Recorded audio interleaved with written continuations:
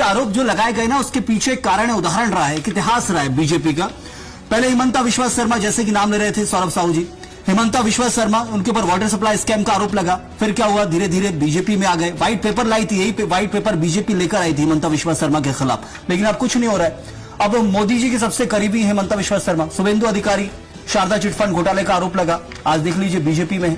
उसके बाद ऐसे आरोप बहुत सारे, नारायण राणे, महाराष्ट्र में आप जाएंगे तो बहुत नाम है, नारायण राणे हो, प्रफुल्ल पटेल हो, इसके अलावा अजीत पवार जो गुजर चुके हैं, 70,000 करोड़ का इरिगेशन सिंचाई घोटाले का आरोप लगा था। उसके बाद फिर वो सहयोगी दल में आ गए और फिर वो जांच रुक गई, जो जांच शुरू हुई थी। 1,000 करोड़ का तो आरोप निकाल भी दिया था। धीरे धीरे नाम बढ़ाएंगे तो उसके बाद इतनी लिस्ट है कि हम बता नहीं सकते आपको। और ऐसा कहा, ये कांग्रेस पहले प्रेस कॉन्फ्रेंस करके बता चुकी है, इन सब आरोपों पर जांच शुरू हुई। धीरे धीरे नेता बीजेपी में आते गए या बीजेपी के सहयोगी दल से जुड़ते गए तो जांचें रुक गई हैं या वहीं अभी तक थमी हुई हैं। तो ये एक तरह से क्या जांच एजेंसियों का दुरुपयोग, जो आरोप लग रहा है कांग्रेस की तरफ से, वो निराधार तो नहीं हो सकते हैं, क्योंकि एक लिस्ट है पूरी की पूरी।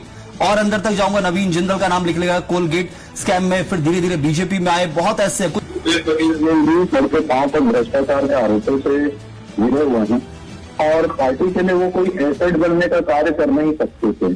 अगर वो भारतीय जनता पार्टी में आते भी तो पार्टी के लिए एक लायबिलिटी बन करके रह जाते।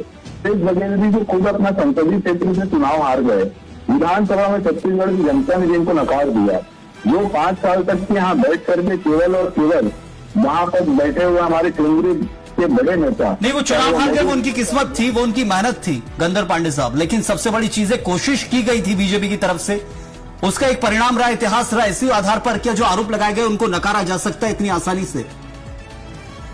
देखिए, निश्चित तौर पे हमको बिल्कुल भी आवश्यक, क्योंकि यदि भूपेश बघेल आ जाते तो फिर वो इस सब सवाल ही नहीं उठते। पहली बात तो जो अभी भूपेश बघेल खुद उठा रहे हैं, नई चर्चा का विषय होता, हम चर्चा करते आज इस विषय के ऊपर, क्योंकि भूपेश बघेल फिर आ गए, आए नहीं है इसलिए आरोप लग रहे हैं और उन्होंने वो खुलासा किया है।